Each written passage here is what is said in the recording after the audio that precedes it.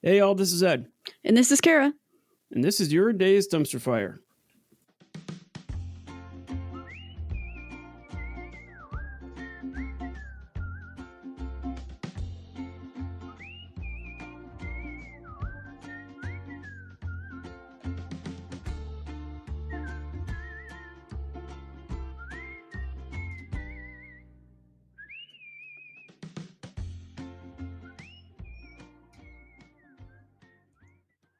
Wow. You turned your camera on and my whole screen just went white. Oh, yeah, I have my window open. I bet mine probably did the same thing, but it's just like all of a sudden it's like boom, my whole screen was white. I'm like, oh, okay. Guess Kara's in heaven right now. I guess I'm at home with 4 dogs waiting for my husband to get home. Right. And I see you're braving it with the door open. Yeah. I had to separate them so the baby gate's up, but okay. I have my big girl here with me, so. Nebs. Angel. Okay. Yeah. So you just kind of rotate them out from your little recording area? Yeah, it kind of depends on who's being crazy at the moment. Nice. Yeah. So if they're the craziest, they end up in there? Yep, if they're the craziest, they end up with me. Okay. Probably because then they just fall asleep. Yeah, she's asleep. Nice. Mm-hmm. And not chewing on random dog toys and... No, we're good.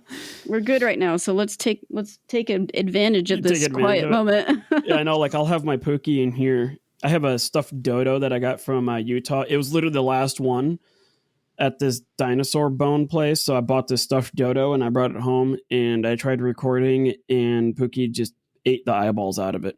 Sick. Yeah. Did it end up in her poop? No, they were just sitting on the floor. So I kind of like super glued them in. So now like the eyes are pointing in 2 different directions. Yeah. And the dodo somehow looks smarter. Like I have been inspired to draw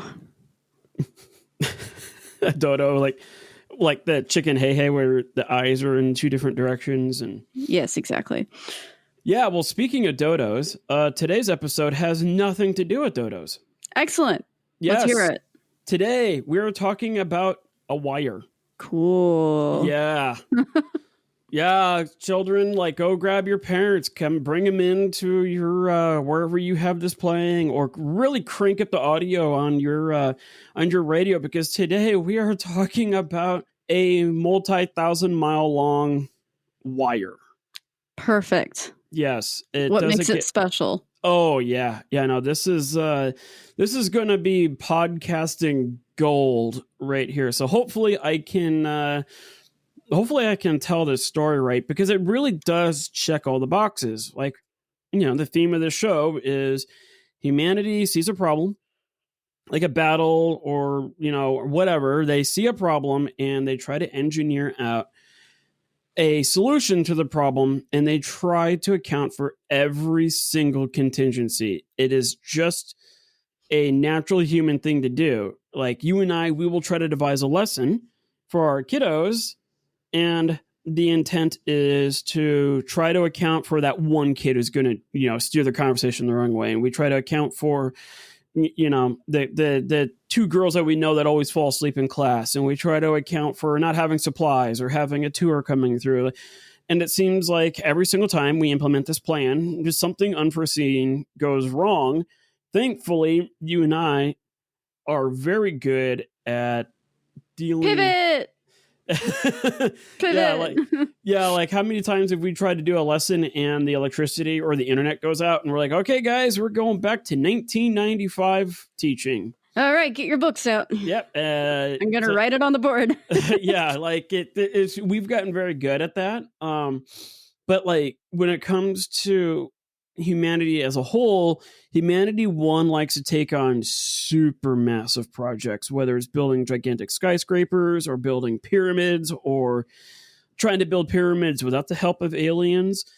It all goes up in flames. And no, I don't think humanity built pyramids with the help of aliens.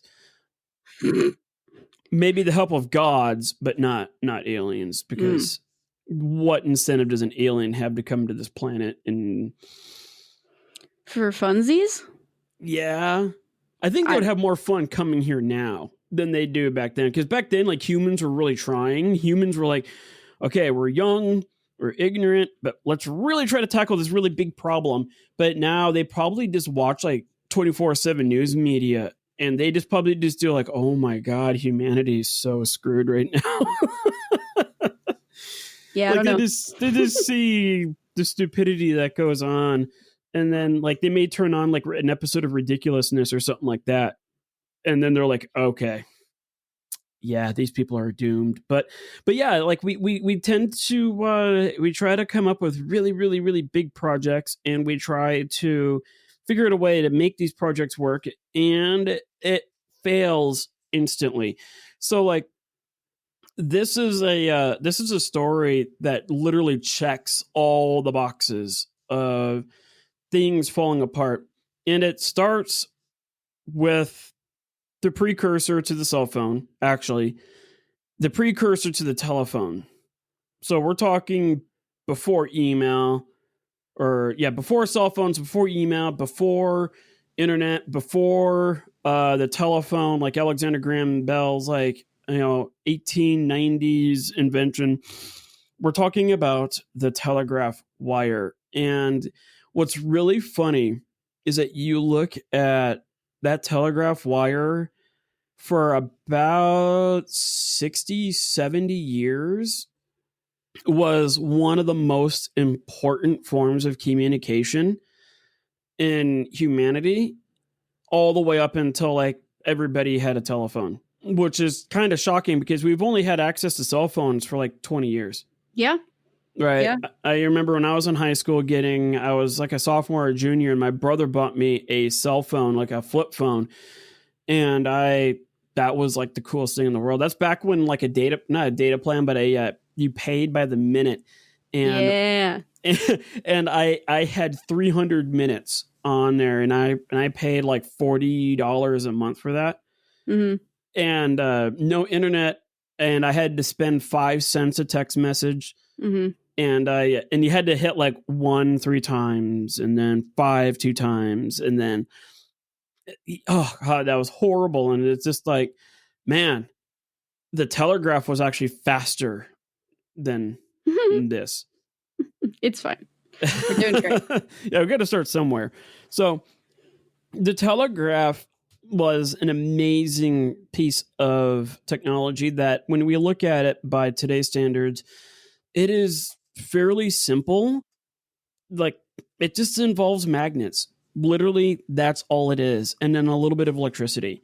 Now, granted, if you were to look at the schematics of the original telegraph, a lot of math went into it, a lot of modeling, a lot of stuff that, like, even when I was in engineering school, like, I would have had a tough time following this stuff. Like, I would have a tough time following the math behind it. So the concept is really, really simple. And what it was designed to do was be a long range form of communication, because before, like, the French had lanterns. So our friend Napoleon was a huge fan of using lanterns at night and opening and closing a diaphragm or a diopter, and they could communicate for miles that way. And you can shield that light so that you could only see it from a certain angle. So that, like, many of Napoleon's enemies wondered how in the world was he able to execute these super elaborate maneuvers overnight without, like, you didn't see any horses going back and forth, you didn't see any runners. Like, what were they doing? Well, they were positioning themselves at certain angles to see each other via lantern light.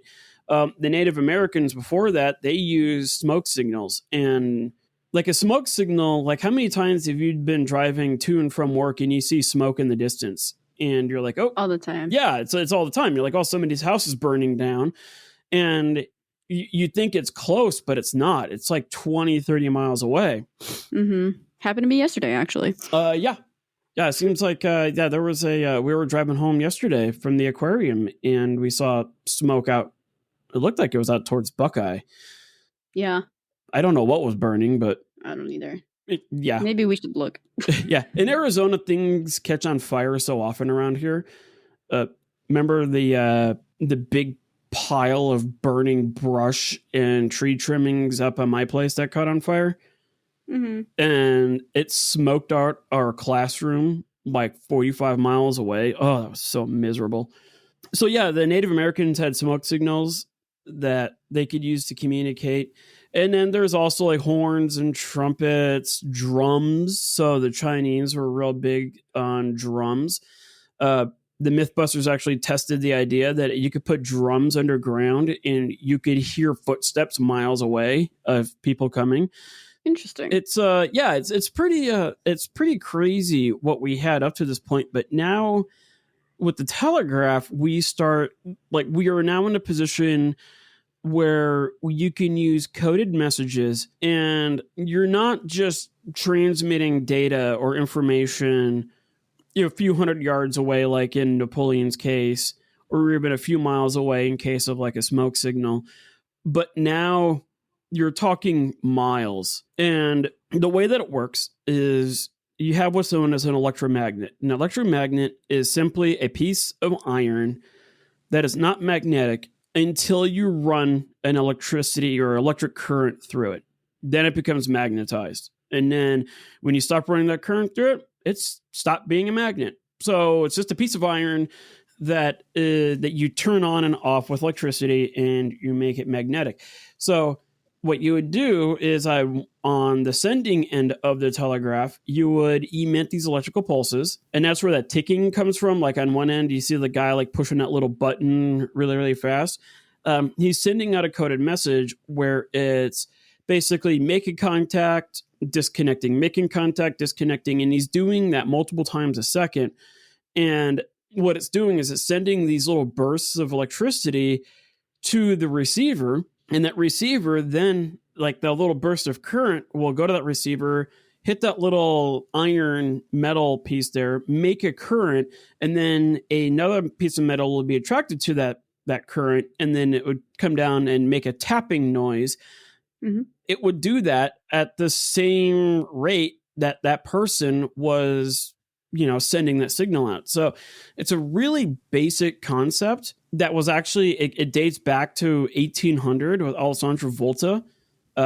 He created the voltaic cell, which kind of fed into it. That, when he came up with like a battery that made it so that, electricity can be transmitted. So it eventually developed into you would have like a piece of paper that would be fed on a spool, and a strip of paper would be resting underneath like a pencil. And what would happen is the little armature would come down. It would receive a current, come down, make a mark on the paper, and it would make a series of dots and dashes and spaces. And that was code. That would later be known as Morse code.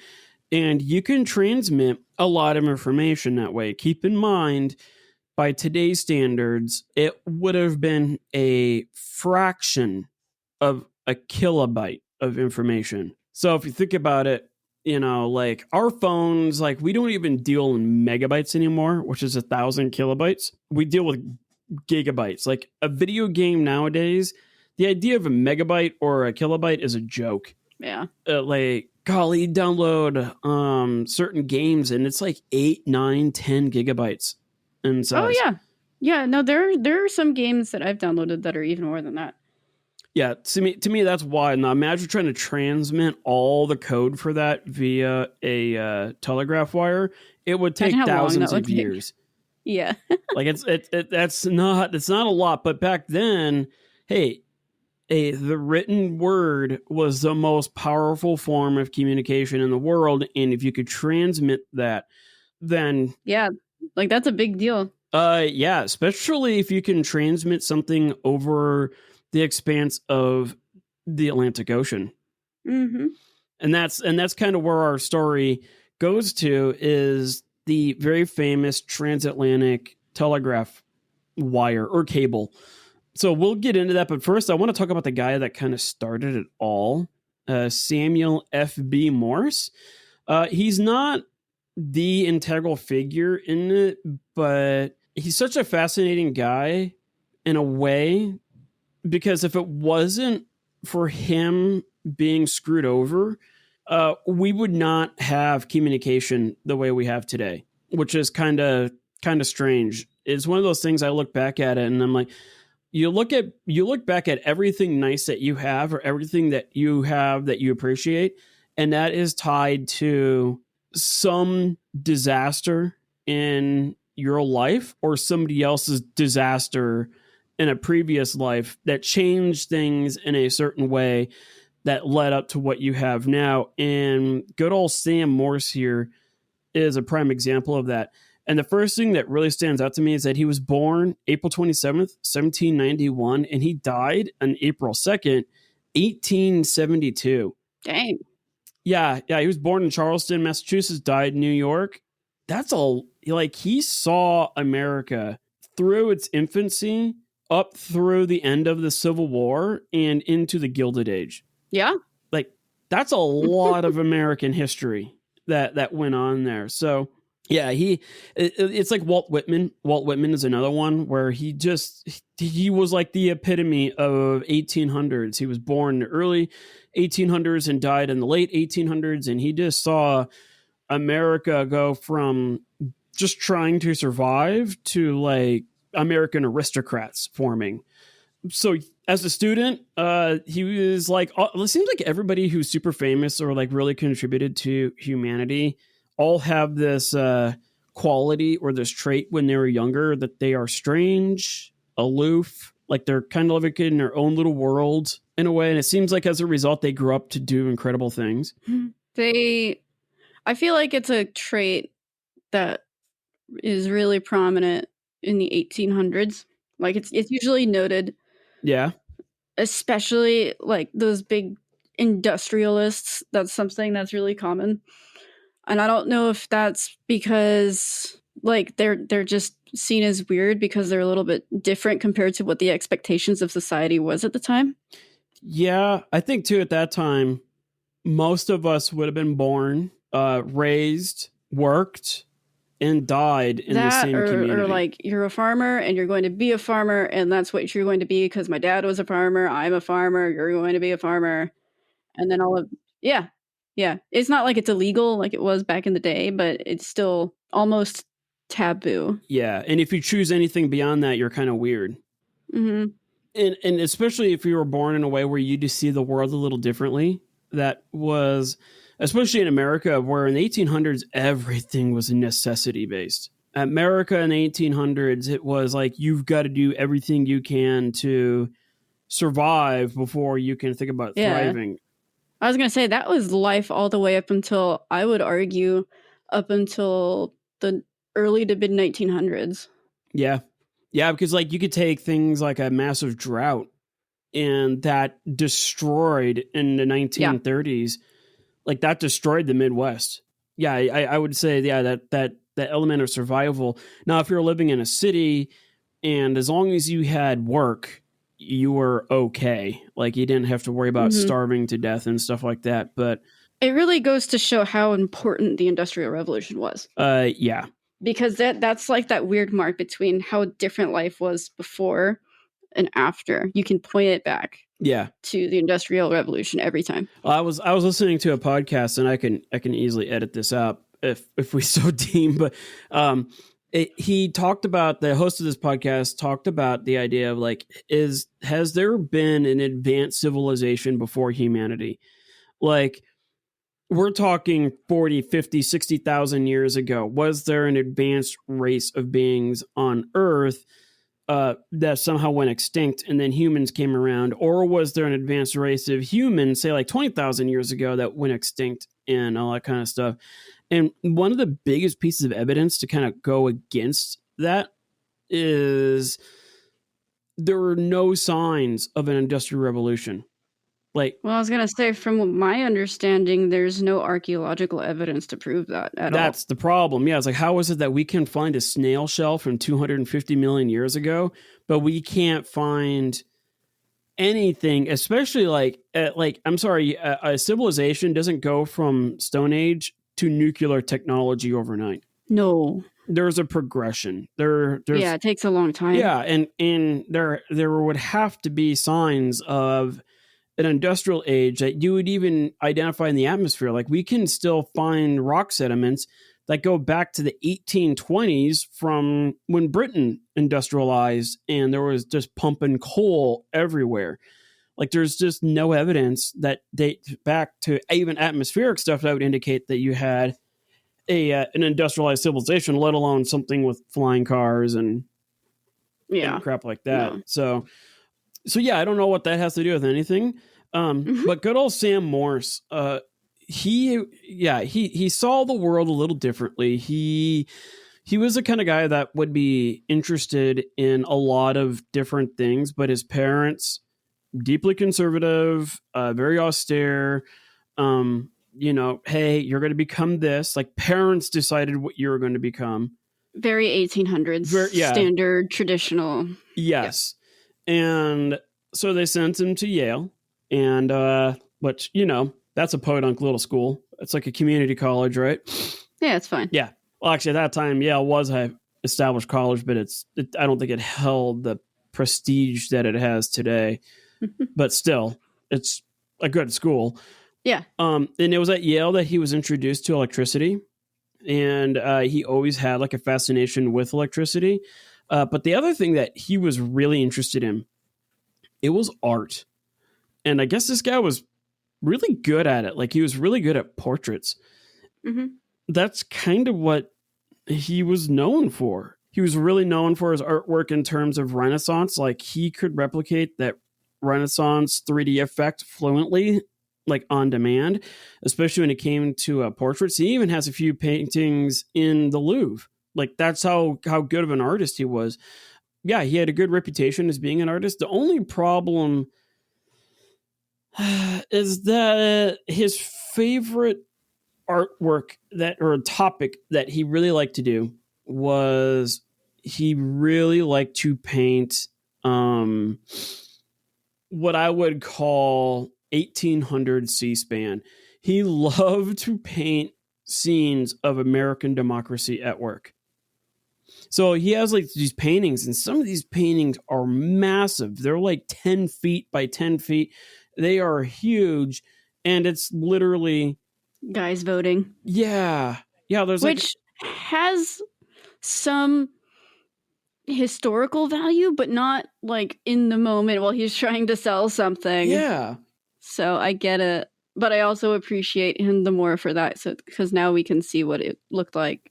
Yeah, and it was always very opulent, and it was very showy, very dramatic, and it could have been Congress voting on like, okay, do we want to set our lunchtime at 11:30 to 12:30, or do we want to go from 12 to 1? Like, it could have been something as basic as Congress voting on that, and it looked like George Washington was in the room and everybody's voting on a speech that he just gave, and it's the most monumental change in American history. Don't get me wrong, the paintings are spectacular, but it is literally 1800s C-SPAN. The only thing he needed to put on is an overlay of like Democrats, so many vote yay, so many vote nay, somebody abstained, and then Republicans, so many said yay, so many nay, and then so many abstained. They need to have like a white overlay of that, and then have like a description of what the bill is above that. Yeah, that's fair. Though I'm looking at his paintings right now. I do really like them. Yeah. I like his portraiture work is pretty good, but what I like the most about it are how he depicts architecture.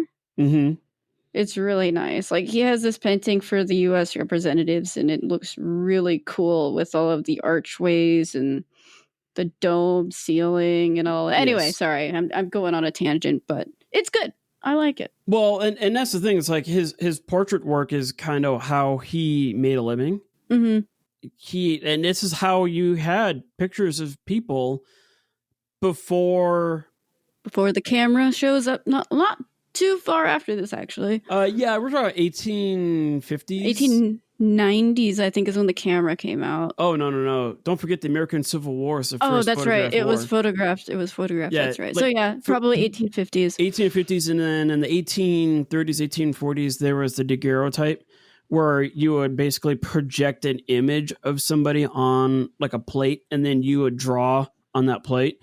Mm-hmm.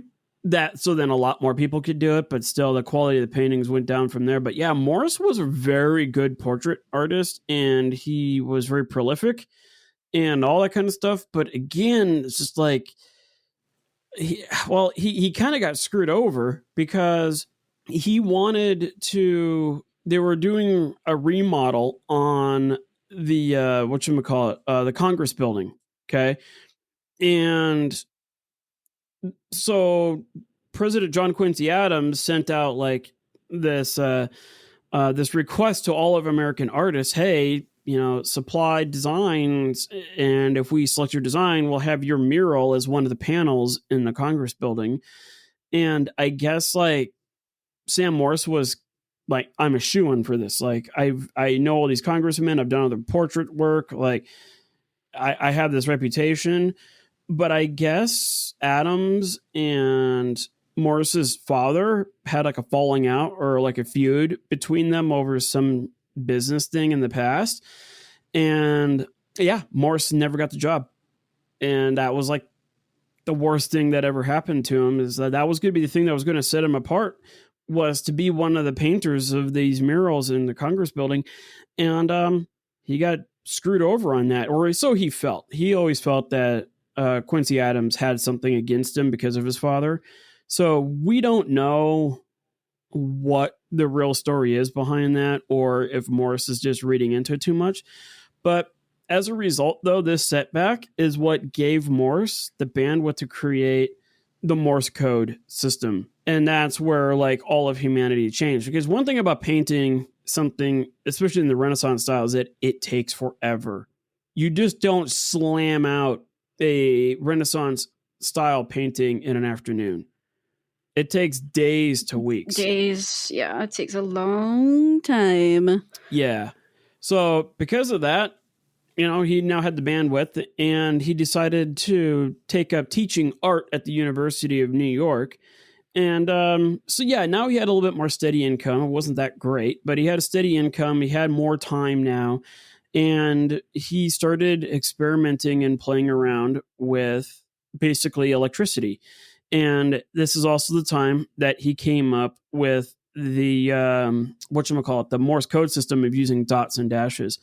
So in 1837, Morse, along with a chemist, Leonard Gale, and a friend, Alfred Vail, Gale and Vail, had created a prototype telegraph machine that could send messages up to 10 miles. And then in 1838, the trio came up with the dots and dashes of what would become, later on, would be known as Morse code. And then Morse was like, hey, I think I'm onto something here. And he tried to get Congress to approve funding for a longer test that would show the power of the machine. But of course, that failed. It seemed like, I feel like Morse had this relationship, this one-way relationship with Congress, where he thought Congress liked him more than they really did. Maybe. I think they maybe saw Morse as like an outsider. Like, you're not voted in here. You're just an artist. You're not like, yeah, we'll listen to you, but you're not one of us, if that makes sense. That's the vibe I get. For me, it just seems like he's somebody who's trying all of these different things, and some, like, either they're not thought through all the way, or it's just not, like, he's too progressive in his ideas for this time period. So Congress is like, I don't know about that. I feel like there's a more logical reason than just how they felt about him. It's probably a mixture of both. Yeah, very likely.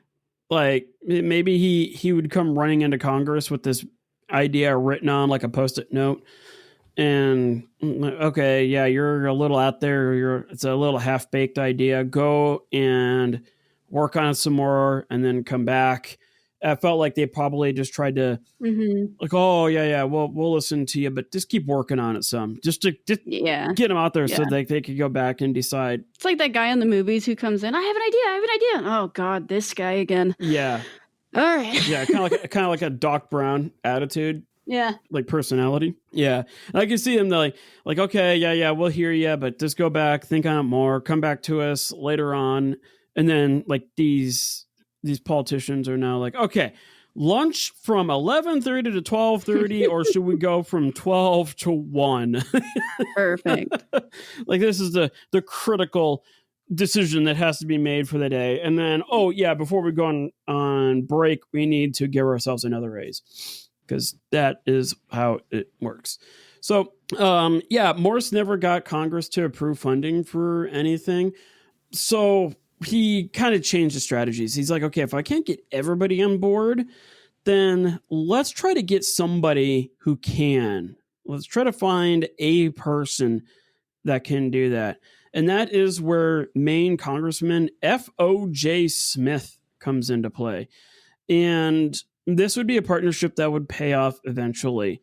So now we jump forward to 1843. Congress finally approved funding for Morse's telegraph machine to run from Baltimore, Maryland to Washington, D.C. And the original plan was that Morse wanted to bury the lines underground. Keep in mind, we are talking about wires that really weren't much bigger than telephone wire. And for those of you who don't know what telephone wire is, think of like the cable that you use to charge your phone with. Telephone wire is a little bigger than that. And it would have been like just a single copper line, whereas like cables today are made with dozens of small filaments. So that's why they're flexible. Morse wanted to run everything underground because he probably thought that people didn't want like giant wires hanging over their houses, which that kind of didn't work, or it did. Well, yeah, you'll see here. So a good portion of the budget was spent digging trenches to lay the wire. The problem is that when you bury the wire, the ground moves, and the ground is very hard on buried things, and it was a disaster. Like nothing worked, and then they went to go dig it up. They found like the line was broken in so many different places. They're like, oh, okay, that didn't work. So they concluded the line either broke in a lot of places, or the other thing is that every wire, everything that can conduct electricity, has impurities in it that will absorb electricity. It's called resistance. So like the bigger the wire and the more current you run through it, the hotter the wire gets. It's the reason why if you go look at your wires inside your circuit breaker outside, the wires coming out of there are a lot thicker, especially the ones that feed into the house. Those things are like an inch in diameter, but then the wires that go to your electrical sockets are not even an eighth of an inch in diameter. Like they get smaller and smaller. The gauges get smaller. And that's just because there's just going to be impurities in that wire that will absorb electricity. And if you have too much electricity running through it, those impurities will slow that down, and electricity can't just disappear. It has to convert to something, and it converts to heat. And yeah, you can start fires that way. So they concluded that either the wire wasn't intact all the way, or that there was just too much resistance, which would make the signal that comes in at the end be too weak. So they're like, crap, we don't have a lot of time left. So the other method that they came up with was way more iconic. They started building telegraph poles, and these telegraph poles are kind of funny because some of them were like placed in people's backyards. Like they didn't care. They just like, we need to put a pole here, and plop, there it is. And then they go down a little more and like, we need to put a pole here, and they plopped it down there. But what they found was that like a lot of neighborhoods thought that this was cool. Like this is the future. This is where like our house is being used to propel the future of communication forever. Whereas like nowadays, telephone wires are kind of like a property value degrader to a certain extent. But yeah, so people actually wanted to have these telephone poles or telegraph wires put up. So on May 24th, 1844, the line was complete and the first test was run. It took a little bit of time and some retries, but the message was finally received in DC. And the Morse code or the coded message at that time was a simple, "What has God wrought?" Which sounds kind of intimidating. Like, oh boy, what has God allowed to happen now? Yeah, that does sound more negative than positive. But yeah, it's just it's fine. Okay, maybe they had a different view of it than what we have today. The 1800s. Yeah, the 1800s of it all, and yeah, there's still a lot of God in a lot of stuff. So, oh yes, as we will see when we get into the telegraph wire that spanned the Atlantic Ocean. So yeah, from this day forward, all of communication would never be the same. So now we are going to jump forward 20 years. But before we do that, I need to pee. Okay. So I'm going to pause it, and I'll be right back. Cool. Yeah, so now we jump forward 20 years, and the world has been inundated with telegraph wires. By the 1850s, over 30,000 miles of telegraph cable had stretched all over Europe. So this is one of these inventions that, yes, it obviously was invented in America and had a big impact on America. Europe took it and ran with it. And I think a lot of it had to do with the fact that Europe was way more interconnected than America was. Right? America hadn't even really gone much past, I don't know. I mean, yeah, technically by this time, America was like in the Midwest. It still hadn't really gone coast to coast quite yet. We've still got Wild West things happening, and we're still getting lands and yeah. So like, I feel like Europe though, like, Paris would be talking to Nuremberg, and Britain would be talking to Madrid, and there's all in Italy, and I feel like there's a lot more interconnectedness going on. So yeah, 30,000 miles of telegraph wire stretched all over Europe. And then it wasn't just over land. They actually did some submarine lines between the English Channel and France. So it's funny because the late 1900s, early 2000s, the biggest thing was the that tunnel that went underneath the English Channel that you could drive through. Before that, it was a wire. Yeah. So yeah, they also had another submarine line that went from England into Ireland. And then another cable went across the Black Sea. So there was little doubt in anyone's mind that telegraph lines could be submerged in water and still be perfectly fine. So like at the time, it was believed that, oh yeah, you could submerge these things. Electricity goes underwater just fine. But there was a bigger question looming that needed to be addressed. And the question was, is it possible to place a telegraph wire from one side of the Atlantic Ocean to the other? So more specifically, the question came up is, can we lay a cable thousands of miles long, stretching from England to the American eastern seaboard, and still have it be useful? So now we enter a guy that I'm really fascinated with. I kind of want to read up more on him, primarily because he's got a cool name. It's Cyrus Westfield. That is a cool name. Yeah, it's just that this sounds like 1800s entrepreneur. Oh, to me, he sounds like a Bond villain. Oh, yeah. Well, yeah. And there was Cyrus the Virus from Con Air. I forgot about that. I actually liked that character. That villain was cool. That movie is something else. Yes, all of Nicolas Cage's movies back then were something else. That's true. Yeah, they're like Steven Seagal, but better.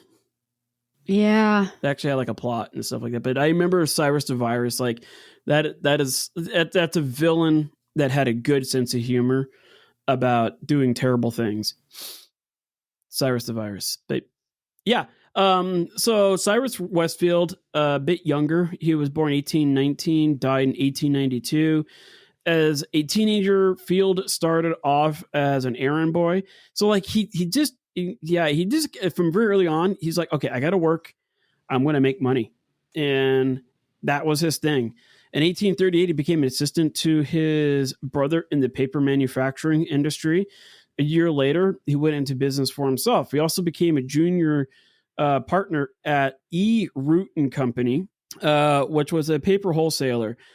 I get, like, today you don't think about it, like, yeah, it's paper, but yeah, back then paper was like, You need it. That's how you communicate with people. yeah, and That's how you kept you records. print things on it, and like, yeah, paper's everything. Yeah, that was the thing. Imagine trying to do your job today, listeners out there, if you didn't have email. Especially if you're an office jockey, like what Kara and I were for a little bit in the trucking industry. Email was everything. Could you imagine trying to do that job in trucking without email and all paper? I mean, I feel like you'd just be on the phone a lot. Yeah, you'd be forced to talk to people a lot more. But Yeah. even still, like, oh man, getting bills of lading in, missing signatures. Like, there would be people in the past that would literally cut out signatures from another form and then physically paste it and then run it through the copy machine and then fax it over. Like, I bet there was a lot of that went on. Yeah, the cut, copy, and paste keys on your keyboard there's a history. It's literally copy paste. Yeah, there's a history behind them because, boy, could you do some wild things with the cut, copy, and paste keys back before they were keys on a keyboard. But anyways, he was like a junior partner at this paper company that should have done very well, but it went out of business. And basically, Field was the kind of guy that stuck around. Like, all the business partners, like, they saw this ship was sinking and they just bailed. And then what Field himself was like, okay, I've got to figure this out. And somebody's got to be around to take care of all this. So he absorbed, after he dissolved all the assets of the company, he absorbed all the debts himself. Even though, like, these debts weren't even accrued by him, these debts existed years before he came aboard. He's like, okay, I'm just going to absorb everything. Like, I'll take on the debts. And what's interesting is that, like, even when this company went under, he set up another business with his brother-in-law, Joseph Stone. And that's kind of where he made his money. But he developed a reputation for a man of integrity because even though he still had these debts ranging, it was like up to $1 million. And it was long way after this original company went out of business. He could have easily just absolved all those, but he still opted to pay back those debts with interest. So yeah, he paid back like almost $1 million by 1800s times. That's a crap ton of money. Yeah, that's a load of money. And because it took so long to pay him back, he paid interest on it. So, like, Fields, like, you know, once you get that reputation of being a businessman, that's one thing. But once you get that reputation of being like an honest guy, business will just gravitate towards you. And that's exactly what happened. By the mid 1850s to the 1860s, he was one of the wealthiest guys in England. And so he's like, okay, I got all this money. He's sitting on about $250,000 in cash, which I don't know how much that would be by today's standards. I have no idea. What is 250,000? So yeah, apparently in 1850, if you had $250,000 cash just sitting there not doing anything, that would be worth over $10 million by today. So that would be a 3,935% increase. Handy. I really want to go back in time and invest in some of these companies. Oh, don't we all, though? Like, what was it? I remember reading somewhere, like, when Microsoft started off, if you invested like $10,000 back then, you would be worth like $150 million today. That's crazy. Like, cool. That's wonderful. My grandfather never invested in. He's like, guys, just a computer. It's not going to go anywhere. And it's, you know, it's just some little basement level software company. Like, I'm not investing in something that's just going to go away in a year. And when he died, he's like, yeah, That was my biggest regret. I thought marriage was going to be my biggest regret. That is nothing compared to not investing into Microsoft when I had a chance. So yeah, Field, I guess you could say he had a field day. Yeah, he was sitting on an easy $10 million, which, I mean, yes, that's a lot of money, but by today's standards, that's not a lot of money, because now there are dozens and dozens and dozens of these cables that span between America and Europe. And each one of those cables is in like the hundreds of millions of dollars to put up. So, but hey, 1800s, you got that kind of money. You think you can make it work? Let's go. And he was really, really intrigued with this whole idea of getting a telegraph wire from America to Britain, and, well, vice versa. So he was contacted by British inventor Frederick Newton Gisborne. I don't like Gisborne. Gisborne. Yeah. Gisborne's good. Gisborne's good. Yeah, Gisborne just it doesn't roll off the tongue right. No. I can see the gears are turning in our heads of like, if we weren't recording a family podcast, this could go sideways so fast. So Gisborne, about the telegraph idea. Gisborne wanted to make a telegraph line that spanned from St. John, Newfoundland, to New York City. Ultimately, the venture failed, but not without the formation of what became known as the cable cabinet.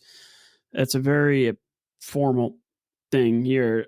The St. John to New York telegraph line failed due to the lack of investor support, but by 1854, Peter Cooper, Abrams Hewitt, Moses Taylor, and a slightly older, a little wiser Samuel Morse Field, as the bankroller, formed the group of entrepreneurs became known as the Cable Cabinet.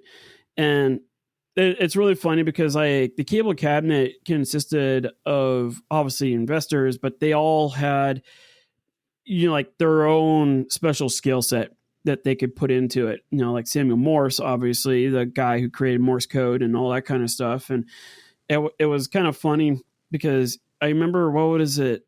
Was it Batman versus Superman, where Batman goes up to Barry and like points out that, hey, you're the fastest man in the world, and then recruits him to go fight Superman, or something like that. And then Barry is like, so what's your superpower, Bruce? And he's like, I'm rich. Oh yeah, that was in the trailer. Was it in the trailer, but it wasn't in the movie?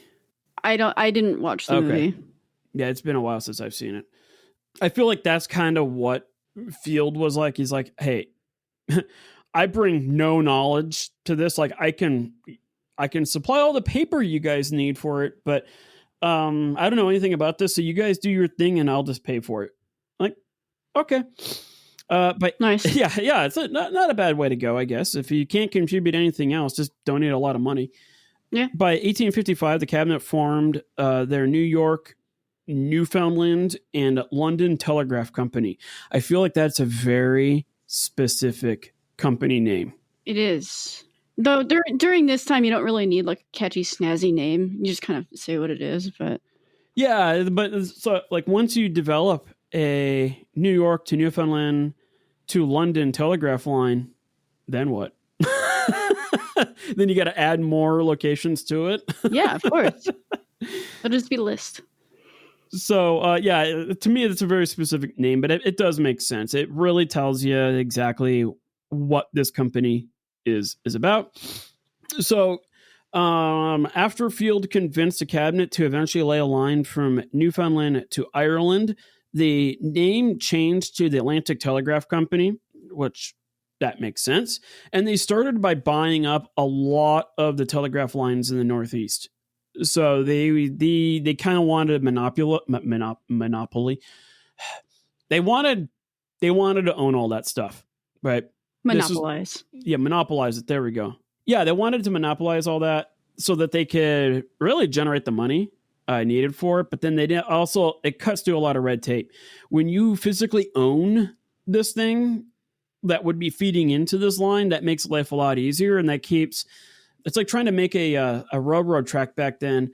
Oh boy, like you would have to go and contract rail prices through like 50 different rail owners.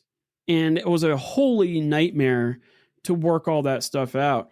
So by owning everything, that makes it easier. So the ultimate goal was to get the federal and parliamentary funding to lay a telegraph cable across the Atlantic. However, Field had zero sailing or telegraph experience. Thankfully, when you have a lot of money, you can be in charge and you don't have to know what you're doing. You just got to be able to pay the people around you and surround yourself with people who do know what they're doing. And that's exactly what Field did. So basically, Field's superpower was generating money. He was very charismatic. He had he had a really good reputation of being like an honest businessman. And he was able to go and utilize his reputation, and people just give him money. Yeah, he had that charisma about him that encouraged people to give him money for something that didn't even exist yet, like a company to lay the cable. So he actually went to these people and like, hey, I got this grand idea. I'm going to need millions of dollars from you, but I'm going to lay a telegraph cable in between America and Britain. And he's like, yeah, we've got everything lined up. All we need to do is just bankroll and we're good to go. Knowing that he didn't even have a company that could make the cable yet. I love it. It's the same thing like if you look at the history of Microsoft and you go back to like DOS or the disk operating system, Microsoft, I think it was either Xerox or IBM, like Steve Ballmer, Bill Gates, and all of them, they went to, I think it was Xerox, and they're like, hey, we've got this idea. It's called a disk operating system that will run everything on your computer. And Xerox was like, cool, this is awesome. We'll take it. And then they're like, cool, we'll get it right to you. They had nothing. They literally did not. Yeah, it was Xerox. Yeah, they didn't have anything. And so they ran to a pawn shop in town where there was like this pawn shop owner who just dealt with old technology and found out this guy had actually written a basic system. And they're like, hey, we'll give you $100 for it. Okay. And so they ran back to Xerox and like, here you go. Here's your disk operating system. And that's what Windows would be based on. For those of you out there, if you like the younger generations out there who've never used DOS, if you go into your like Windows search bar at the bottom and you just type in command prompt, it will open up a window, and that window is DOS. And you can, in theory, run your entire computer from that screen. It's really cool, but be careful because you can do a lot of damage to your computer.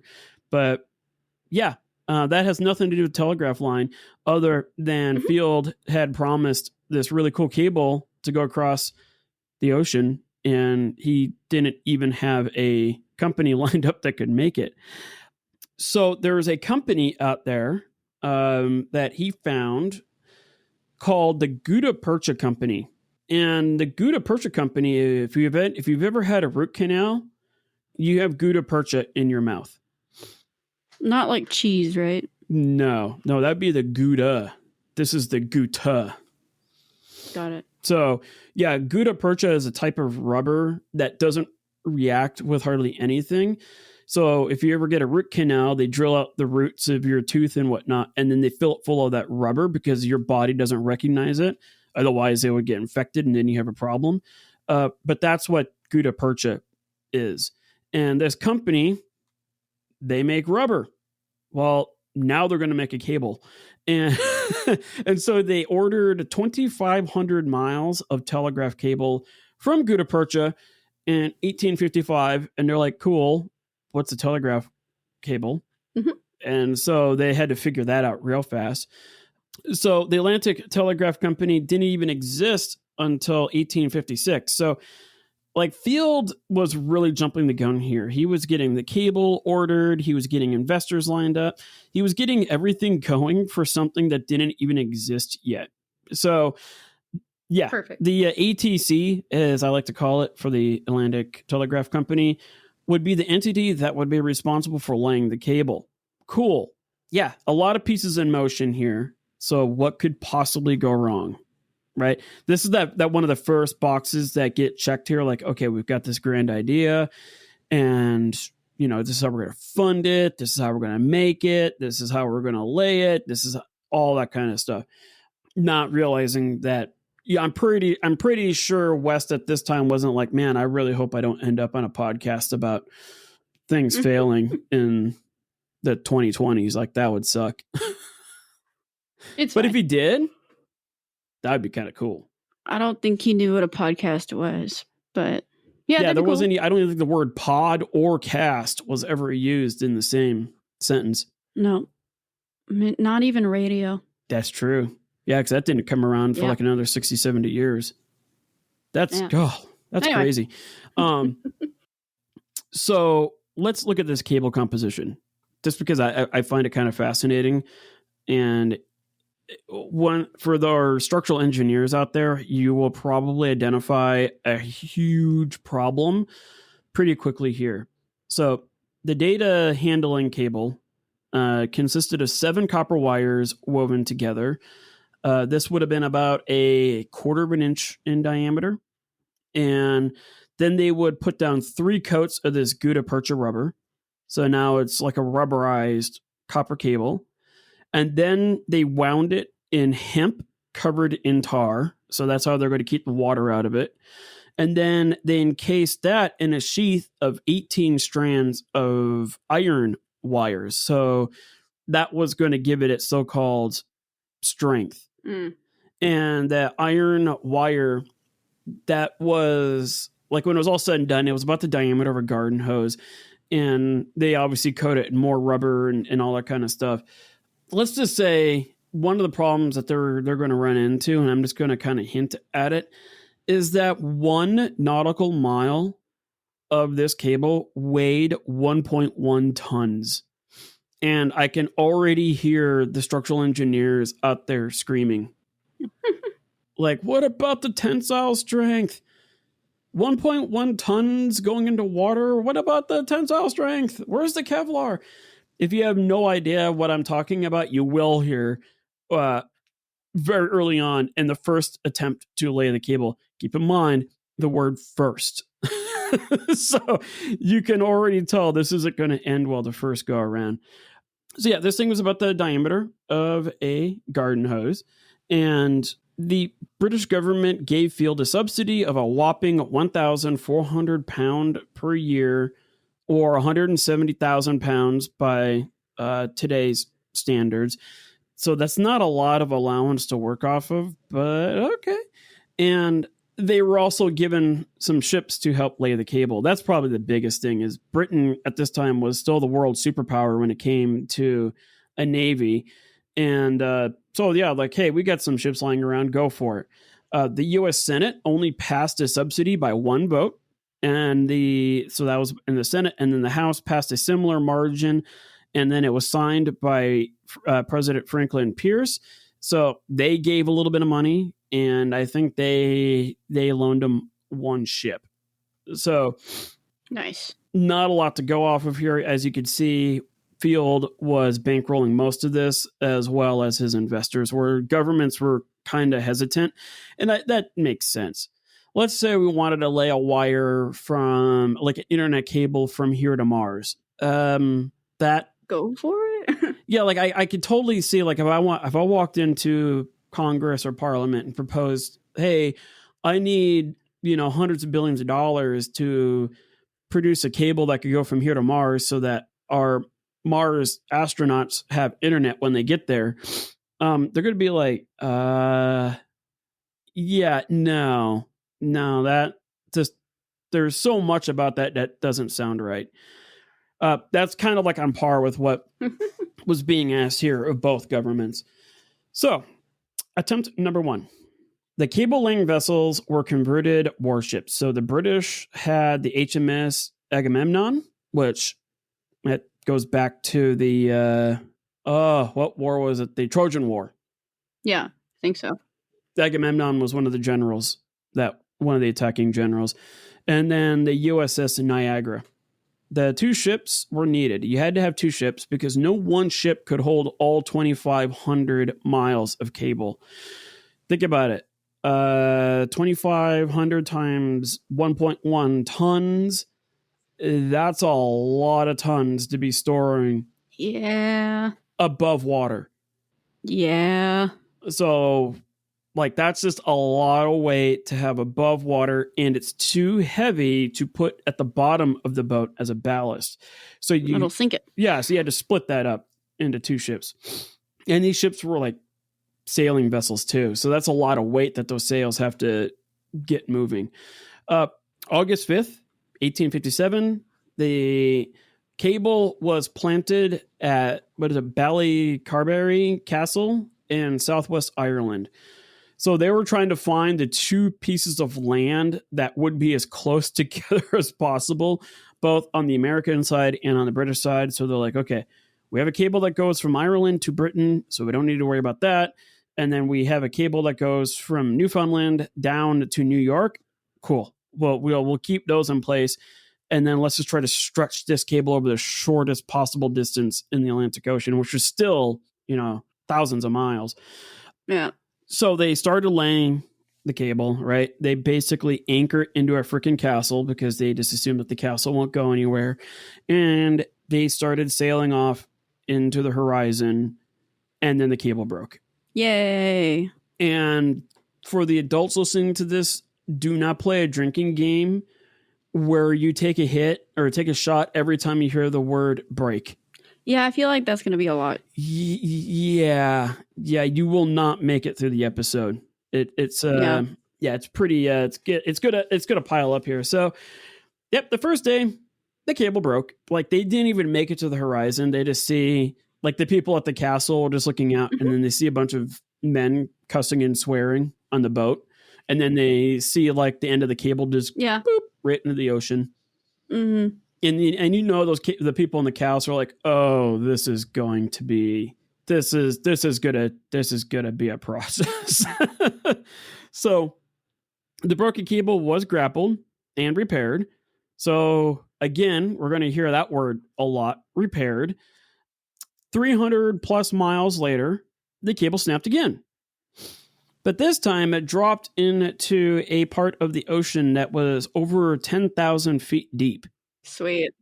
So if you do the math on that, the hypotenuse of that, because don't forget, you have that cable, part of it's on the bottom of the ocean, and then you're having to lay down, going all the way down to that depth, and then it doesn't lay straight down, it angles. Mm-hmm. So all that weight, so if that thing is angling, say, over the course of 5 miles, right, that's 5.5 tons being pulled on the weakest part of that cable, which is the part that is coming right off the spool. Yeah. So that makes sense. Like that's where the materials engineers out there, the structural engineers, are just freaking out at this original design. It's that iron doesn't have a lot of tensile strength. It doesn't have a lot of strength when you pull on it. You can harden it and do all sorts of cool stuff with it, but in terms of tensile strength, it just doesn't have that much strength to it.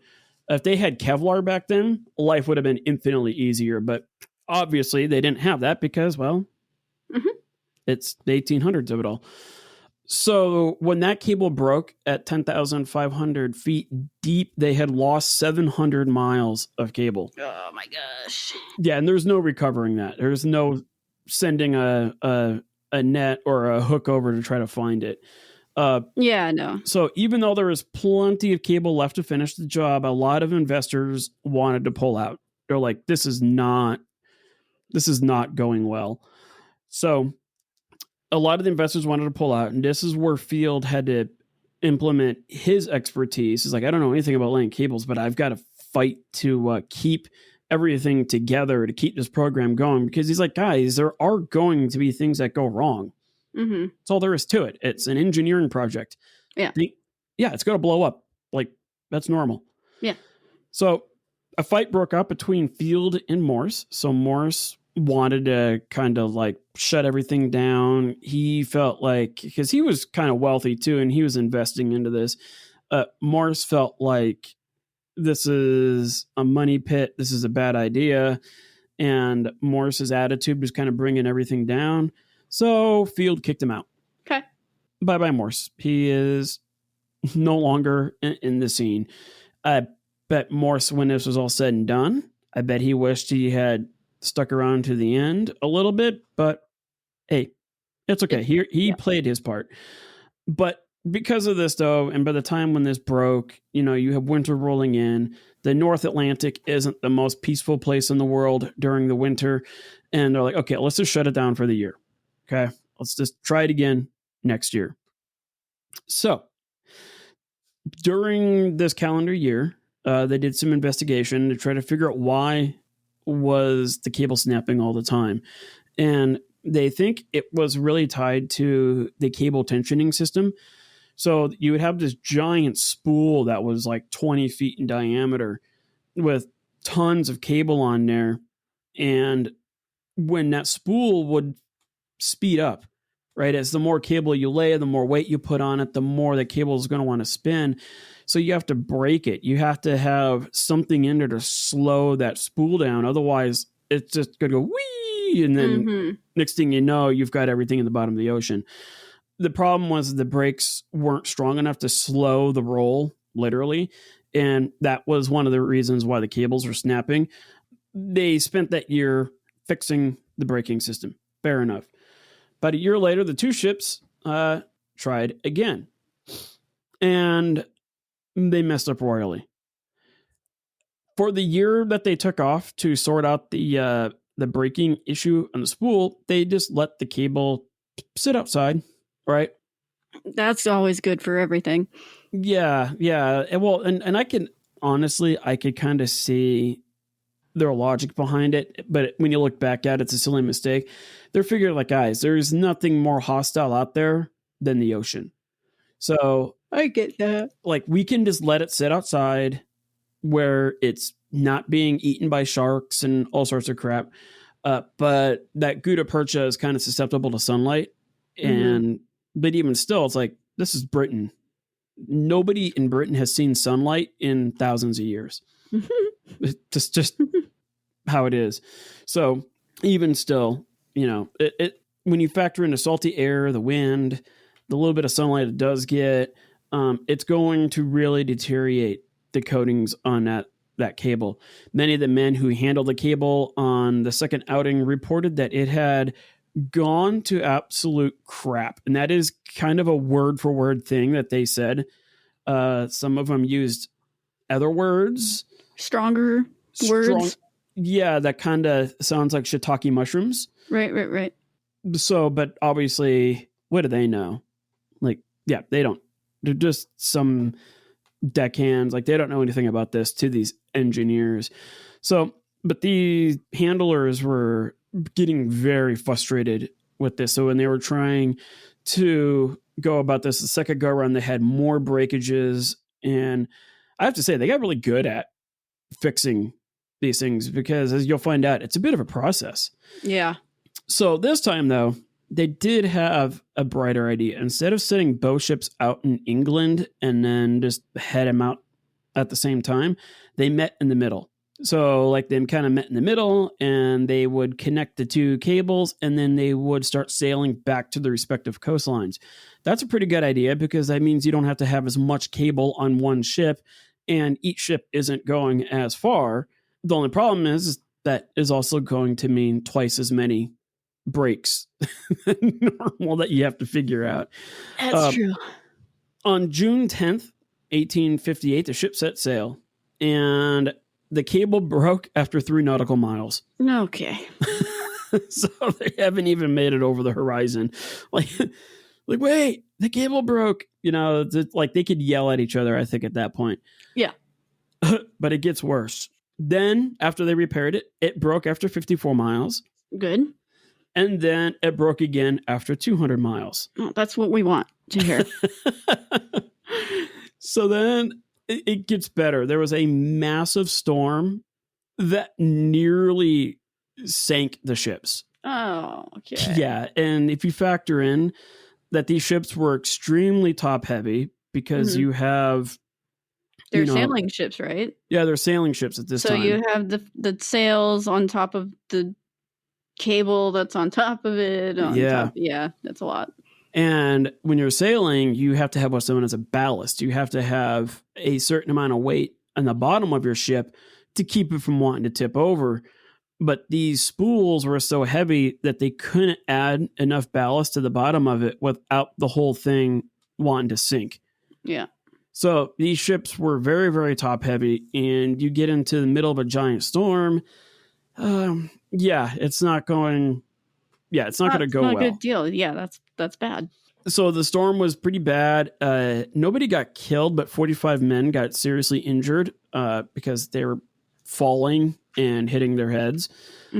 So they had to stop there. After this fiasco, directors and investors wanted to just scrap the whole project. They're like, this is a dumpster fire. Yeah. At that time, this is a nightmare. They had what do Britons call their trash cans? Bins. This is a bin fire. Right. Yes. If you are our listener in England, feel free to write in and correct me if I'm not speaking English properly. Because there's American English and then there's England English, and they don't line up. And then Australian English is, it's even more interesting.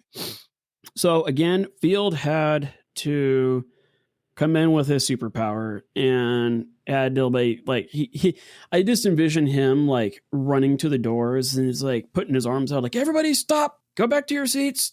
You're not going anywhere. We're going to figure this out. Wait, stop, don't go. It's almost like the third Ocean's 11 movie, Ocean's 13, where they try to replicate that earthquake in the casino, and then like everybody's just pouring out of the casino. That's kind of how I visualize it. On July 17th, 1858, the two ships. So we're now sometime later, the two ships set out to meet in the middle and hope for the best. So the idea was like, okay, let's do this for a third time. Let's meet in the middle. Let's try this again, but this time, no storms. Yay. And I'm not too sure how they engineered that. Like, maybe it was just lucky. Yeah, I think they were just hoping like maybe the third time's a charm kind of a thing. Yeah. So I think probably the biggest factor that made the third time work was that they had a modified braking mechanism on both ships, and then the technicians heavily skilled now. Like these people are really good at fixing this cable. So instead of having nothing break, they were just like, hey, let's get really good at fixing the brakes along the way. So that makes sense. Yeah, I guess I would have liked to, if I was an investor, I'd be like, okay, yes, I get that you have a better braking system and your technicians are really good at fixing brakes. And I know you guys are planning for no storms, but that still leaves a lot to chance. But hey, in this case, it worked out. On August 4th, 1858, the Niagara landed in Trinity Bay, Newfoundland, and the Agamemnon arrived in Valentia Island on August 5th, 1858. So the British side landed about a day later, and there we go. It worked. Did it? Yeah, there finally existed a telegraph cable between America and England. Man. So that was a lot of breaking. A lot of breaking, but because of all this, both Britain and England celebrated hard. This was one of the greatest engineering feats in human history, since the pyramids. Like this was a massive, massive endeavor. And the first message that was sent over, it took about a week to get everything working. One of the biggest issues was the electricity needed, right? The longer the wire, the thicker the wire, the more impurities the wire will have, which means more resistance, which means that more resistance is going to make for a lot weaker signal. So you need more electricity. So yeah, we will discover that was kind of a mess in its own right, because they had to calibrate the machines and everything. So like, let's just dump a ton of electricity into it. As we will see, that won't go over well. So after about a week of fiddling with things, they finally got a message that said, "Directors of Atlantic Telegraph Company, Great Britain, to the directors in America, Europe and America are united by telegraph. Glory to God in the highest, on earth, peace, goodwill towards men." Sounds like a Christmas song. Yes. Yeah. And this is also the same time period that Charles Dickens was writing his good old Christmas story. Yeah, that's true. So it makes sense. Mm-hmm. So it makes sense. So yes, everybody still had Christmas Carol running through their minds. That's right. We're all in the spirit. Yeah, there we go. In August. Yes. So Queen Victoria sent over a message expressing hope that the additional link between the nations whose friendship is founded on their common interests and reciprocal esteem. So that was Queen Victoria. Queen Victoria was not known for her elaborate speeches. She was a very direct woman. And that's just how she was. When you see pictures of her, you can immediately gauge her personality. Yeah. She's a very no-nonsense lady. Yeah. Very no-nonsense. She knows what she wants. She knows how she wants to do it. And if you don't like that, then you can go pound sand. That, or you come up with a really, really good reason why it should be done differently. And if you did that, you were okay. But for the most part, she's like, no, this is what we're doing. And so, yeah. Yeah. Yeah, that's not to say that she wasn't open, like you said. But yeah, she wasn't like a dictator or anything like that. Yeah. She wasn't crazy. She was just a very... she was a strong woman. Let's just go with that. Yeah, and she wasn't one of many words. So... Correct. I'm trying to find now the response that America had. Oh, from Buchanan? Yeah, okay, so President Buchanan replied. Now, one thing I want to keep in mind here is that the messages had to be decoded into Morse code, or coded into Morse code. Morse code, you don't just sound out every single letter. Like, you actually use a lot of abbreviations. It's almost like old school texting language. So you do a lot of abbreviations and all that stuff, and then you have to transmit it, and then you have to receive it, and then you kind of have to like guess, like, then you have to decode it. Yeah, you had to decode it, but you also had to kind of guess like what they abbreviated and whatnot. And it wasn't like America had, and America and Britain didn't have like a unified system, so they would have to kind of guess what the abbreviations were, and it could take hours to decode even a simple message. So like, I think Victoria's message took like 16 hours to transmit and decode and read. Hey, that is still, like, as you were saying before we started recording, better than, like, that is way better than weeks. 2 weeks or like, so it's improvement. It's definitely improvement. Yeah. 16 hours is better than a couple of weeks, especially when you're communicating amongst two different countries that are allies with each other.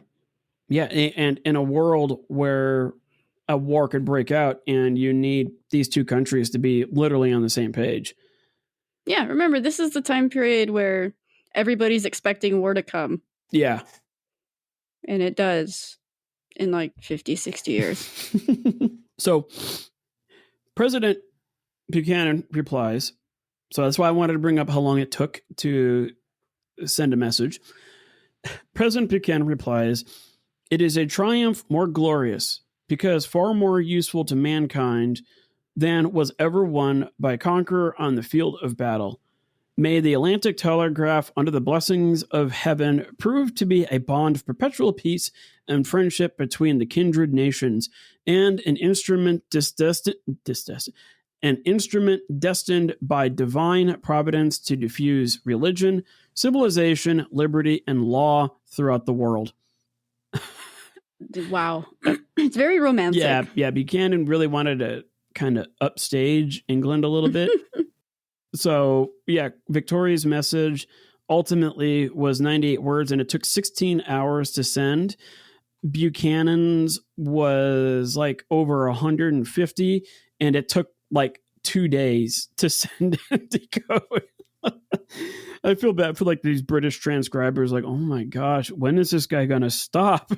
They're just trying. Right. It just keeps going. Oh my god, this guy just won't shut up. So, but needless to say, like even 2 days was insanely fast. And America and Britain, they were throwing parties.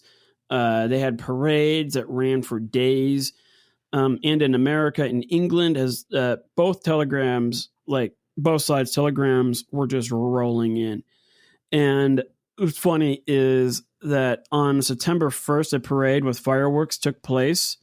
I can't remember what city it was, but the town hall caught on fire and burned down. It's like, that's such a drunk American way of doing things. I was going to say, leave it to the Americans to do something like that. Fire your muskets in the air. However, the celebration was short-lived. In early September, so this had only just been a few weeks, in early September, the telegraph cable went silent. Naturally, the media went nuts about portraying the cable as an absolute failure. So somewhere along the line, it died. And the media they just switched gears and like, okay, let's roast this whole endeavor as a complete waste of time and money and all that stuff. A sensational story. That's how they make their money. Yeah. There wasn't much integrity. It was just people are buying newspapers because it's a huge success. Now people found, oh crap, the wire just broke, and now let's sell more newspapers talking about how this was such a disaster. Yep, facts. Some outlets went so far to state that the whole thing was actually a media stunt and a hoax. Like the cable never even existed, the messages never existed. So we're talking like QAnon stuff here, just like conspiracy theory. Lovely. Yeah, we never landed on the moon. So now we are going to be introduced to Wildman Whitehouse. So Wildman Whitehouse versus William Thomson. While there were issues at sea trying to lay the stupid cable, there were heated conflicts between Whitehouse and Thomson. Whitehouse was the chief electrical engineer for the project. The guy had zero engineering or physics background. He was a medical doctor turned telegraph enthusiast, and he was the chief scientist during the laying of this first cable. He also wasn't very liked by the board. He kind of had a really standoffish personality that people didn't like, and many kind of just treated him as a fraud. But hey, he was friends with the right people. Whitehouse had many theories as to why the signal in the initial line was so weak and slow, and all of them were wrong. So the cable broke. Thomson was the guy who later became known as Lord Kelvin. He was the guy that created the Kelvin system of measurement and all that kind of stuff for temperature. So, not to say that doctors aren't scientists, just a different type of scientist. Yeah, like I think Kelvin or Thomson, even he went so far as to say like, hey, I'm not a medical doctor. I have a PhD in physics. Yeah. But I'm not going to operate on somebody the same way that I would hope a surgeon isn't coming in here to tell me how to do my job with, physics, right? Everybody's got their place. Whitehouse's theory was that, and this was where he was really wrong. The theory was that, okay, the reason why the signal was so weak was because there wasn't enough electricity. Okay. So he wanted to send up to 2,000 volts into the line because he thought, okay, it's thousands of miles long. Great. We'll just pump electricity into it. Yeah. Yeah, like the American way. Let's just put more power into it. This was a disaster. That much current messed with the insulation and caused leaks. Okay. So now you've got a lot of electricity and a lot of salt water. That much current mixed with the calcium and the iron and salt water will cause the exposed metal to corrode violently. You can do this at home. You can take like a 9-volt battery, put one wire on the negative end, and put the positive wire on the other contact. Put both ends into a cup of salt water, and you will see little bubbles coming off, and that is the electricity is separating the hydrogen from the oxygen, and it releases the gas, but you're also corroding the wire. Like you're sacrificing the wire to. It's a when you and more electricity run through it, the faster it corrodes. Mm-hmm. Thomson, who became Lord Kelvin, was an actual physicist and a scientist, but he was forced to work under White House. Thomson said that the weak signal, and what was this guy's first name?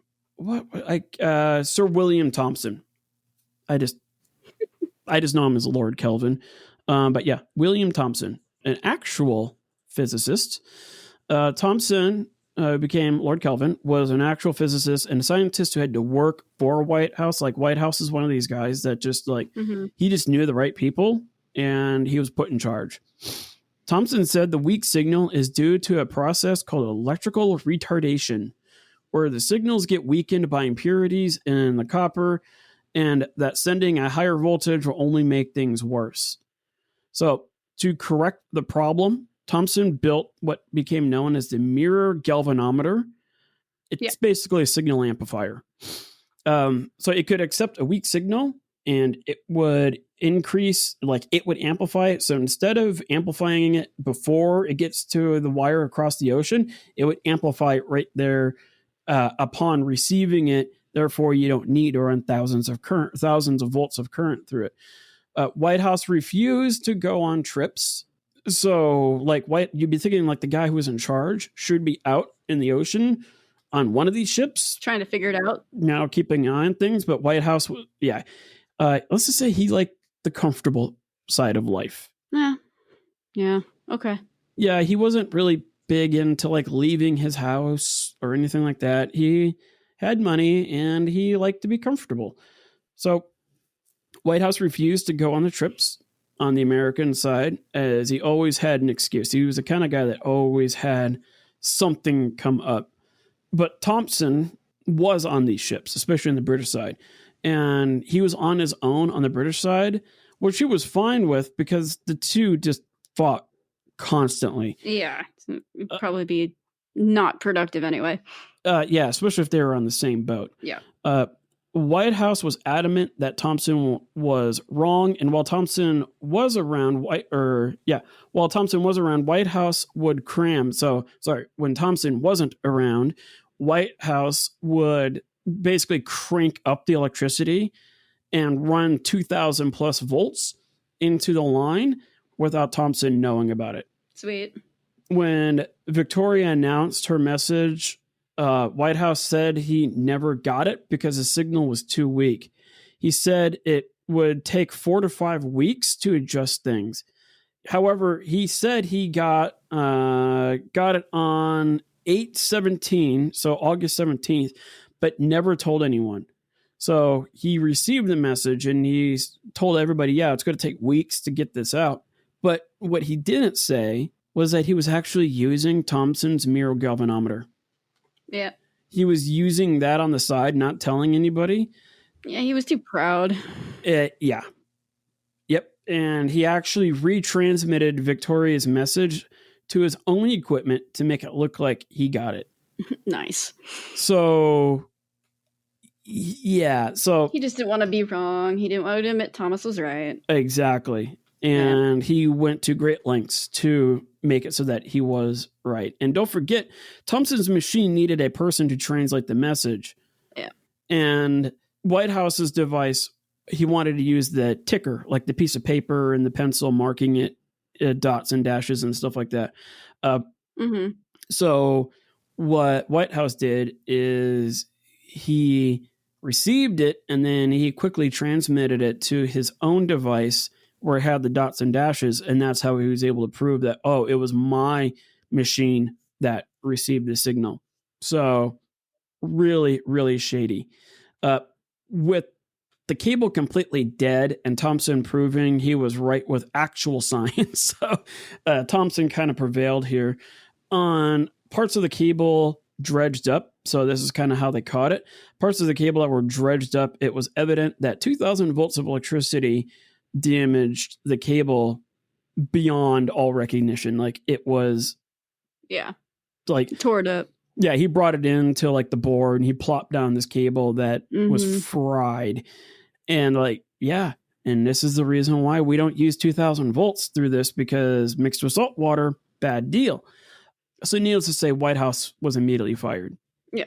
So that was the reason why that initial cable failed so horribly, even though it lasted for like a couple of weeks. So after this fiasco, any notion of a transatlantic cable or a telegraph cable was put on the back burner. In America, in 1860s, early 1860s, the priority wasn't a transatlantic cable. There was, considering there was a civil war going on, that makes sense. Yeah, there was that slight issue with slavery, and states were leaving the Union left and right. A little war broke out. So from the late 1850s to 1864, back burner. Like, America was not going to spend any money on this. I mean, that's fair. Yeah.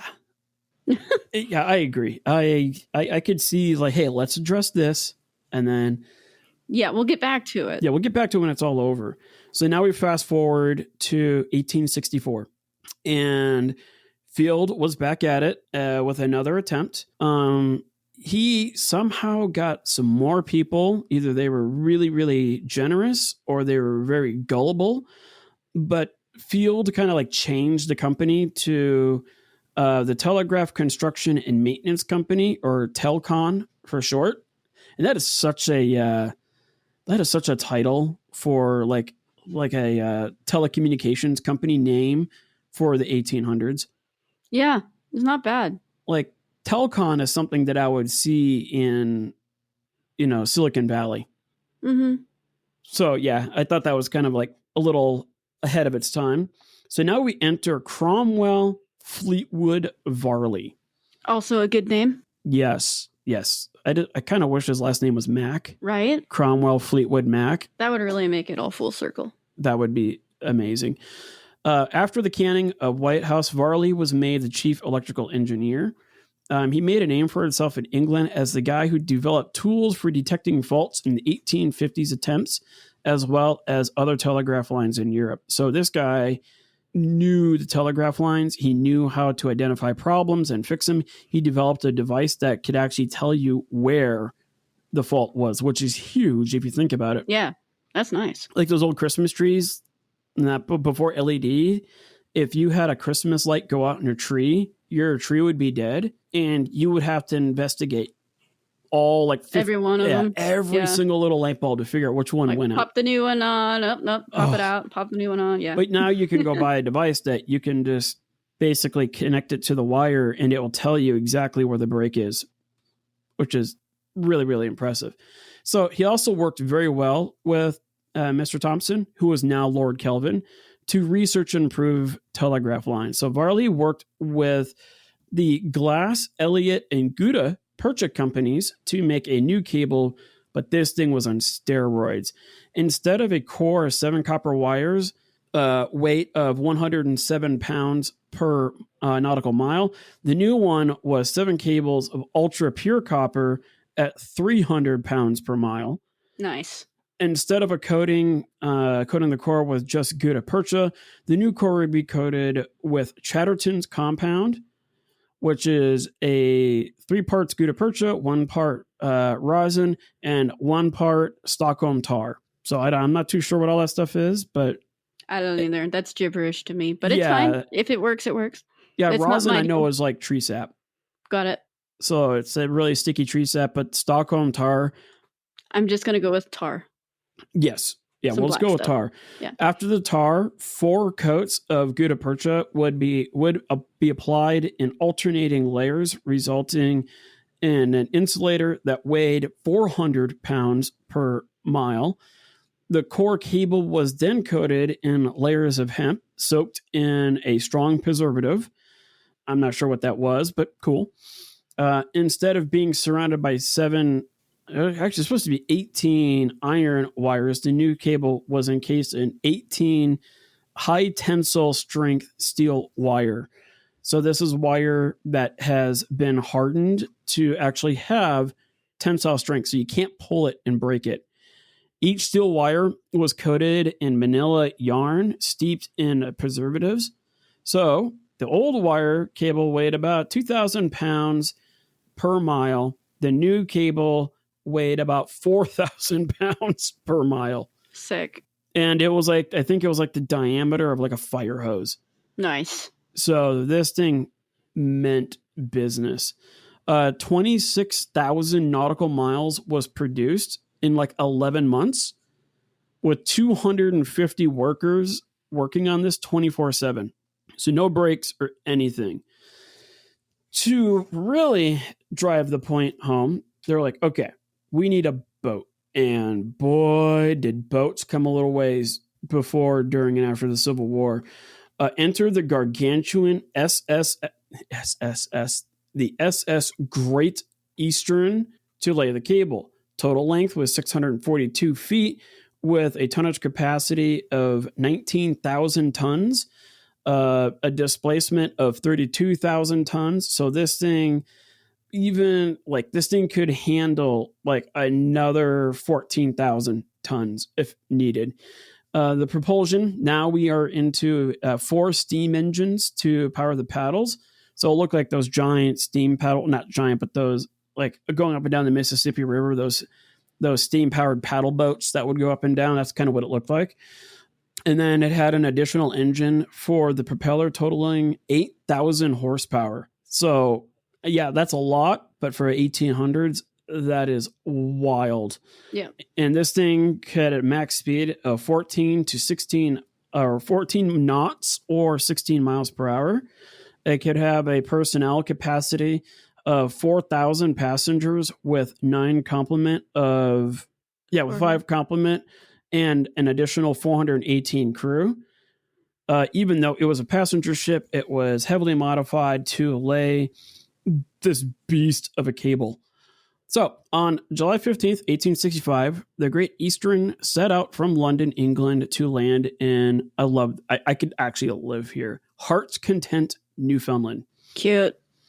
Yeah, I feel like there's like epic high school dances there. Just like a Valentine's Day must be just exquisite. And I also feel like the people there would be really nice. Yeah. So, set up from London, mind you, not Ireland, set up from London, England, and they landed in Heart's Content, Newfoundland on August 2nd. After 1,062 miles, the cable snapped. Of course. It's so close. And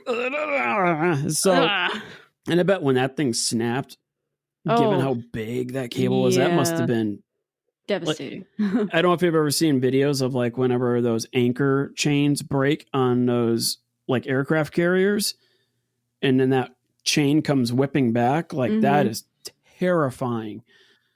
So they're like, well, crap. Back to England they went. So Field put together another company. This guy is just like, hey, if everything that fails is new company. And new name. My guess is it probably had to do with like insurance stuff and whatnot. Yeah. But Field put together the Anglo-American company with even more investors to not only lay the initial cable, but to come back and fix/splice the broken one that was snapped before to create 2 functioning cables. July 13th, 1866, the Great Eastern sent out to Heart's Content, where it landed about 2 weeks later on July 27th, 1866. Severe weather did plague the trip, but the captain and the crew were just like, at this point, it was a matter of principle. Yeah, we were just, all right, we have to do this because now I'm just annoyed. Yeah, like, we don't care if the boat sinks. We are getting this thing laid no matter what. Laid. Okay. Daniel Gooch, another epic name, who was the chief engineer for the telecom, announced while on the Great Eastern that a perfect connection had been made. So what they were doing this time was they're using that mirror galvanometer doohickey, as well as that other thing that other guy came up with, the other chief engineer. What was his name? I don't remember. Varley. Oh, yeah. They were constantly checking this like multiple times a day to make sure that nothing was broken. And if something did break, they could just go back and fix it rather than getting 300 miles down and then having to go 300 miles back to fix it and then go back through. Yeah. Here they could just fix it on the fly, which was ingenious. Daniel Gooch, who was the chief engineer, Telcon, announced while on the Great Eastern that a perfect connection had been made. So, victory. Yay. So they took a little bit of time off. It took like a couple of weeks off. In August, the Great Eastern and a fleet of ships sent out from the American side and to find and fix the broken cable from a year prior. On the 10th of August, one of the ships in the fleet snagged the broken cable. I believe it was I think it was the Albany. The Albany was the first one to find it. They snagged the broken cable, and literally this was like a 1 in a million chance. Nice. Like what they would do is they would sail like east and west, and they would just drag a treble hook behind it and hope they grab it. Hope for the best. Yeah, and the Albany was like picked it up really, really fast. The problem is that the Albany was too small to be able to bring the cable up and repair it. So they got it and then they dropped it again because the boat was too small. But by this time they marked it, and the Great Eastern then came over and basically fixed it. After 2 days of searching, the cable was found, and after 26 hours it was repaired. On September 7th, 1866, the Great Eastern landed in Heart's Content with a new cable. Now the world had 2 very powerful transatlantic cables. The 2 cables remained functional for decades, and in the early 1900s, technology improved, so the transmission speed went from 0.1 word per minute in 1858 to 120 words per minute. Nice. Now we're talking like actual. Yeah, now this is messaging. Yeah, now you can send like news articles back and forth and stuff like that. By the end of the 19th century, 4 more transatlantic cables were laid, linking America to Britain, France, Germany, and Europe as a whole. And by today's standards, I think there are like almost hundreds of cables that go back and forth. Yeah. So crazy what you don't see, everything that's down there. Yeah, it would be kind of interesting to drain the oceans and to see all the crap that's on the ocean floor. Right? Yeah. And that is the dumpster fire. That is the transatlantic telegraph wire. There it is. And as you can see, it checks all the boxes. It sure does. Yeah. I do like the happy ending, though. That's nice. Yeah. It was good to see that this ultimately worked. And it was good to also see that as things were going wrong on the first 3 attempts, they're like, okay. They fixed the problems that they saw, and then they tried it again, and they fixed it, then they tried it again. Yeah. Yep. And they were willing to fire people that were like actively holding the process back. Yeah. Yeah. It worked out. White House. So Yeah, it was cool that they ultimately got it working in the end. It was, I think a lot was learned from this whole thing. Nowadays, if you look at one of these cables, they're like 18 inches in diameter. Yeah. They are massive, and you can actually buy cross sections of them, like for like demonstration purposes. They're like hundreds of dollars for like a 6-inch diameter one, but it's like cable within cable within cable within cable, and there's. I'm sure you could find pictures of them. Oh yeah, you can find pictures of it. I would still love to get one and kind of like frame it, because the engineering that goes into that is just wild. But yeah, no, it was cool to see that there was a lot learned from it. I'm pretty sure that there's people that are laying these cables today probably researched or read textbooks back from the 1850s. Like, okay, what do we need to be aware of? And also probably helps too that these ships can carry all that cable, and they're not affected by weather. Yeah, because they're so massive. Well, yeah, it's fine. So we're figuring it out. Yeah, let's take care of some house cleaning stuff.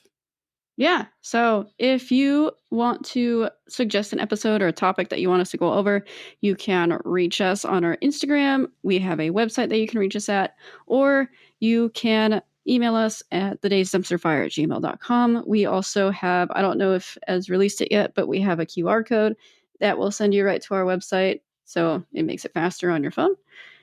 Yeah. So like the idea is that we want to grow our audience, and the one way to do it is you guys. So what I created was a QR code that you can just keep on your phone, like on your digital wallet or whatever. And you are capable of just showing that to somebody. It's really cool. Like, and it doesn't matter if it's an iPhone or an Android or whatever. You just show them that picture. It has our old logo on it because we actually changed it, but it still works. They can scan that QR code, and it takes that person straight to our website, where they can subscribe to the podcast, as well as look at all of our back catalog of stuff, including Kara's artwork. So if you look at our artwork now on like Spotify and YouTube and all that stuff, we changed the logo from like our 8-bit little dumpster fire thing to a masterpiece that Kara drew for it. It's really kind of cool looking. Yeah, it's pretty neat. So make sure you go out and tell people about this. Like, I find that the easiest thing to do is you bring it up, even to your dentist. Like, just bring it up everywhere you go. And because it's like, hey, some podcasters, right? We are super big time famous. Yeah. Yeah. We're huge. Go us. Yeah. We're doing great. Yeah. We're like the #1 dumpster fire related podcast in like New Zealand or something like that. Yeah. So share the QR code. Yep. And we would greatly appreciate it if you want to leave us a review. That would be really cool too, because that does help us out as well. And anything that you listen to, I know Apple is super big on reviews, so that'd be cool. Yeah, and we got that. We've also got that text messaging thing, so we have a link on it in our show notes as well as on our website. But if you actually wanted to send us a text message, you can send something. We've already had one, so shout out to Nathaniel for reaching out to us. He wanted to know how much we like democracy.